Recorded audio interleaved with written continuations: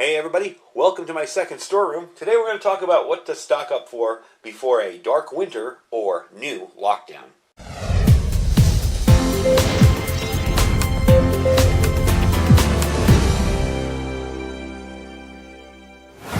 Alright, so it's kind of an unusual place for me to start a video here. This is my kind of YouTube overflow secondary storeroom. It's more products than it is food. Food's in the other storeroom, which we'll probably get into later when we're doing this video. But I really want to talk about what you should stock up for in preparation for a possible second lockdown or a really long dark winter, as it was put. Now, we also have the threat of a trucker strike, which is possibly coming on November 26th through the 29th. And with flu and COVID, they're having what they call a twindemic, which is, both things raging at once. So there is a good chance, whether we agree with it or not, that we'll be facing another lockdown in most of our states. Now, since we went through the last lockdown, there may have been items you failed to stock up on, or items you didn't even think about that were sold out by the time you thought to go to the store and look for them. If you learn from your mistakes and failures, you haven't really failed. So what you've done is learned a valuable lesson. You file that lesson away, do better next time, because it's not about perfection, it's about progress. First thing I'd like you to do is think beyond cleaning and paper products. If you haven't stocked up on that stuff already, maybe get it a little bit extra, but it's not all about that. Think about what your family uses daily and stock up on that. Things like, do your kids have a favorite cereal? Well, stock up on it. Do you like a certain creamer in your coffee? Stock up on it. A good example would be stuff I have over there, which is my spices. There's some spices I like over on the rack way over that way. I stocked up on them. I got them through Thrive.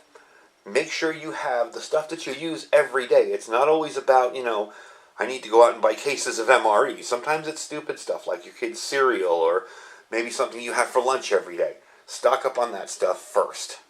If you're new to prepping, now's the time to declutter your home and make a storage area for your new supplies.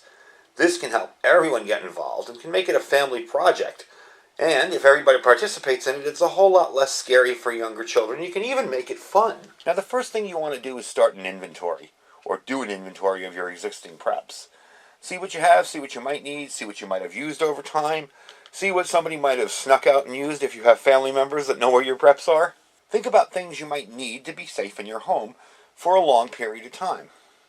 Things like a 30-day supply of medication. Make sure you have a 30-day supply of medication you might need, including over-the-counter and prescription stuff. A 90-day supply might be better, but that kind of stuff is really handy. You can kind of see some of my first aid preps in through here, and having fever-reducing medication like Tylenol in the medicine cabinet to treat fevers, in case you contact the virus, is a handy thing to have.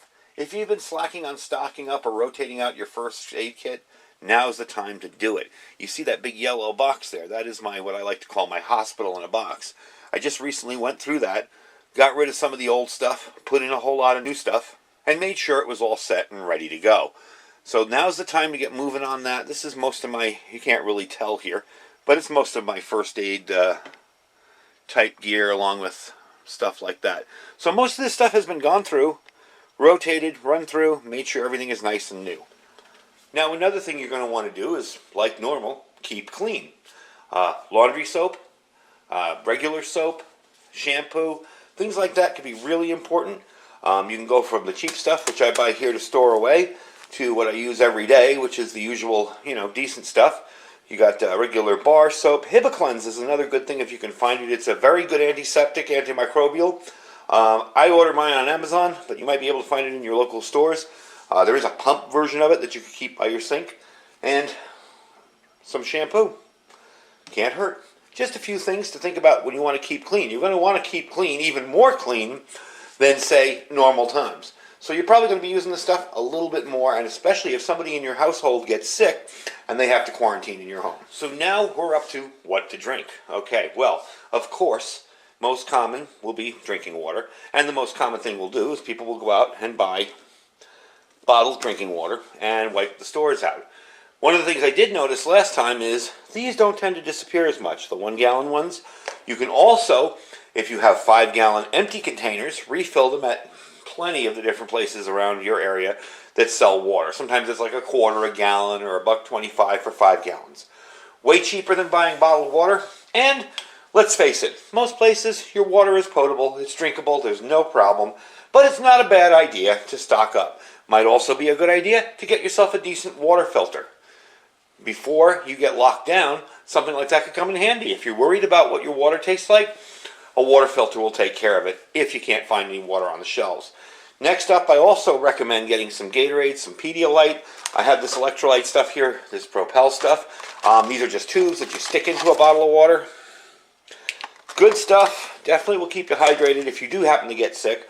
Also, too, they will quench your thirst if all the water is gone and you don't like your tap water. Personally, I would say get used to your tap water. You'll save a lot of money. And you can boil it, purify it, or filter it. You know, get yourself a Berkey or an Aquamarine filter. Keep it on your counter. No problem at all. So, that's kind of what we're going to drink, okay? Next up, let's talk about some vegetables and fruits. Alright, so next up we're going to talk about fruits and vegetables and nuts. You can get fresh fruits and vegetables. As a matter of fact, I don't have any to bring out here because I have to go shopping later today after this video. So what I've chosen to show you guys is some of the things that I store as far as vegetables, nuts, fruits, stuff like that. We have a local farm here that actually grows their own pistachios and stuff, so I have that stuff put away, as well as freeze-dried stuff. But for this kind of a situation, I would say go to the store, buy fresh, put it in your fridge. You got about 2 weeks to use it. If you do get locked down, you know, you have fresh fruits and vegetables. If you want to go a little bit longer, get yourself some canned fruit and vegetables. Just keep an eye on the fruits. Make sure you date them when you get them, and make sure you rotate them. They do tend to be a little more acidic in their content and will eat through the can quicker, so you may end up with a real mess. I always tell people to store sauces and fruits on the bottom of your storage racks, because if they do spill, they won't spill all over everything else. They'll just spill on the bottom and make a mess, and you can clean it. Also, dry goods are interesting too. You can get a little bit of dry goods, things that you can just throw into a pot and cook easily. Things like rice, beans, cereals, and pastas. Nuts are also a good snacking option. Like I mentioned, you want to make sure you have lots of those. So let's move to the next thing. All right, so the next thing is easily digestible foods. Again, we're preparing for all contingencies here, and a lot of the symptoms reported with COVID are fever, tiredness, dry cough, nausea, and diarrhea. And they're seeing a lot of patients now with gastrointestinal symptoms. So to have foods in your pantry that are easy to prepare and very, very easily digestible is a great idea. So things like rice, although I forgot to bring a bag of rice out here to show you. Soups, broth. I have both chicken and beef broth. French onion soups, peanut butter, crackers, stuff like this that's easily digestible. And also, too, don't forget, bouillon. Bouillon's very, very handy. And sometimes when you're not feeling good, a little cup of bouillon can really, really fix you up good. So stuff like that makes it much, much easier for you if you're not feeling well. Frozen food. Frozen meats. Now's a good time to stock up on stuff. Easy meals to prepare that you can pop in the microwave might be a good idea for your freezer if you don't feel like cooking every day. And of course we have the freezer in the house as well. This is just the garage freezer. Make sure you're stocked up on your frozen items, and also make sure you have a way to run this freezer should the power go out. Now I have enough between generators and solar that I could run this no problem, but you definitely want to think about that ahead of time. So as you see here, you know, I have some turkey stocked away, chicken, I got beef underneath there, I got a hamburger, I even have a loaf of bread in there that I have frozen some wheat. So have that stuff put together ahead of time, and it doesn't have to be super expensive. I mean, you could sit in there with some chicken and some beef, and that's it, you know, stock it up a little bit every time. And make sure that you also get some of your favorite frozen meals. I know they're not health food, but sometimes when you're not feeling good, when you've been locked in the house for so long, just tossing a frozen dinner in the microwave is a lot easier and a lot less stressful than having to think, oh, now I have to cook. Here's something else you may not have thought of. You got pets, right? Well, make sure you stock up for them. I got cats. I got a whole lot more than that lying around the house, but again, just a representation of what you should be getting. You should be stocking up a little bit at a time. In March when this hit, we had absolutely no cat litter. There was no cat litter in the stores. Thankfully, I had a good amount put away. For a couple of weeks, we had no cat food. Thankfully, again, I had it put away. So, little things like that. Again, this video isn't made for those of us that are like hardcore, probably have, 25-gallon buckets of cat or dog food put away, for long term. This is made for you folks who might be watching this and who are new to this, who maybe don't even want to be preppers after all this craziness is over. Maybe you just want to be prepared for this one event. This is something definitely that you need if you have pets. Also, too, now of course these two things would make sense why I have them. Games. Now, I know you're probably laughing at the fact that this is the worst case scenario survival game. This is actually a fun game. But board games, cards, these are survival tips playing cards. So you can learn a little bit while you're playing cards. Chessboard, anything. Basically something to keep the mind busy, okay?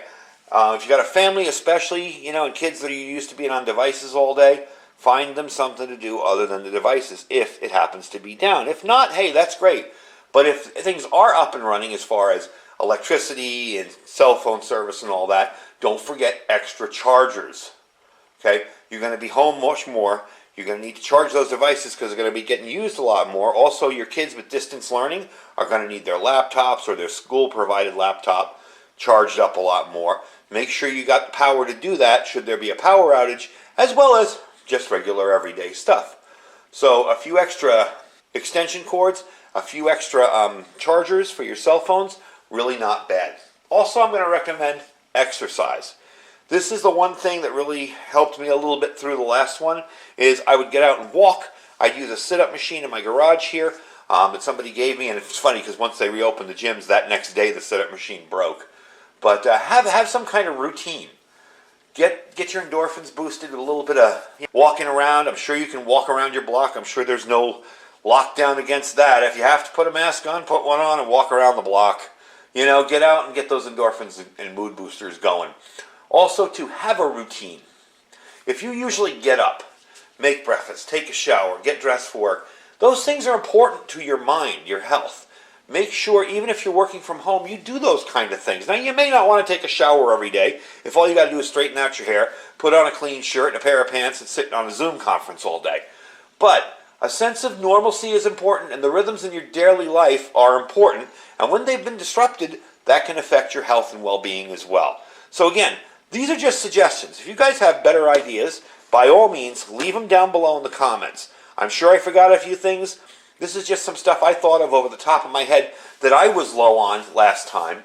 And I've done basically the last few months to make sure that I've stocked up on this stuff again. And it's just a few little simple helpful tips. If you guys think of other stuff that you ran out of, feel free to share it. I really want people to actually comment and share this video and share ideas, because I want to get everybody a little bit better up to speed. Even if you're not some kind of big prepper, and maybe you're thinking about getting started in it. Maybe this year has made you a prepper. And maybe you just want to be ready for little small emergencies and you think all of us preppers are crazy, but you want a few extra things in the house. By all means, give me some ideas, take some ideas from this, and help everybody out. Anyway, folks, I thank you for watching. Don't forget, we have our Amazon affiliate store down below. I try to put everything that I review in the store, so click the link. If there's nothing in there you like, just shop as you normally would. And on a food front, don't forget, we have our Food for Patriots store, which is preparewithiridium.com, okay? Preparewithiridium.com. It's all one word. We have food in stock there. You have your $100 off on your 4-day kit. You're saving money on the your 4-week kit. And you're saving money on the 2-week kit. 4-day kit would not be that good. So you're saving money on both those kits. And, as I showed you in the video, don't forget to check out our Thrive Life store. They have a lot of things now that they wouldn't normally have in stock, as well as, I saw yesterday, they had some chicken back in stock, some diced chicken. The hamburger meat and stuff is going to be out the minute it gets in. But now's the time to stock up on spices, other things that you may not have thought of for your storage. Anyway, folks, I thank you for watching. Stay safe and stay prepared.